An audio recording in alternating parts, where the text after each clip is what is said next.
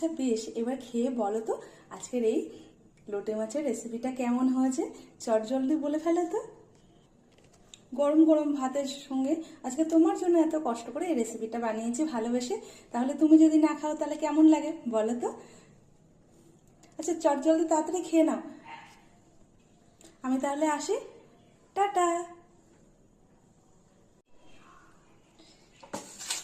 এপাশ লোটে ওপাশ লোটে গড়াগড়ি খায়, লোটে দিয়ে কারি বানিয়ে গরম ভাতে খায়। আজকে নিয়ে নিয়েছি এখানে 700 গ্রাম লোটে মাছ, কেটে ধুয়ে কিন্তু আজকে একদম রান্নাঘরে চলে এসেছি।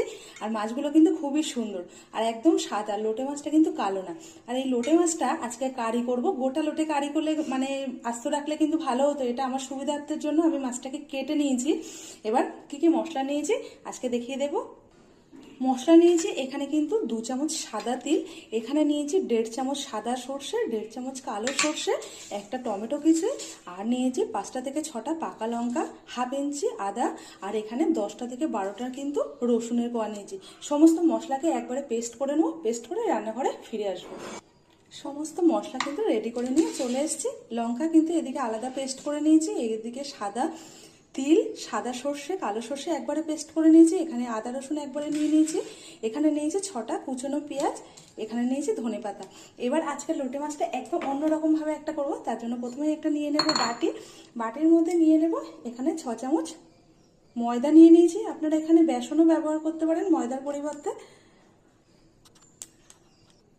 ময়দার মধ্যে দিয়ে দেবো সামান্য একটু জল, মানে একটা ব্যাটার বানাবো, একটা থকথকে ব্যাটার বানাবো, আর একটু জল লাগবে। খুব ঘন না খুব পাতলা না, এমন একটা ব্যাটার বানাবো।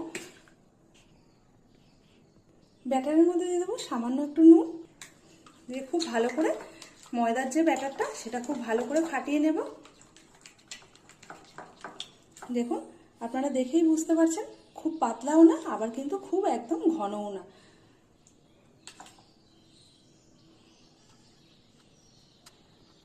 ব্যাটারটাকে একটা সাইড করে রেখে দেবো। এদিকে গ্যাসটা অন করে একটা ফ্রাই প্যান বসিয়ে দিয়েছি, ফ্রাই প্যানের মধ্যে দিয়ে দেবো পরিমাণ মতো তেল, মানে মাছগুলো ব্যাটারে কিন্তু ডুবিয়ে ভেজে নেব হালকা করে।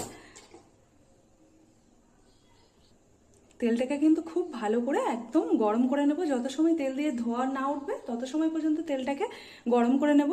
কারণ লোটে মাছ কিন্তু খুবই নরম মাছ, এটা কিন্তু ঠান্ডা তেলের মধ্যে দিলে একদমই উঠবে না, বরঞ্চ ভেঙে যাবে মাছগুলো। সেই ক্ষেত্রে তেলটাকে খুব ভালো করে গরম করে নিতে হবে। তেলটা কিন্তু খুব ভালো করে গরম করে নিয়েছি, দেখুন আপনারা কিন্তু বুঝতেই পারছেন তেল দিয়ে কিন্তু একদম ধোয়া উঠছে। অনেক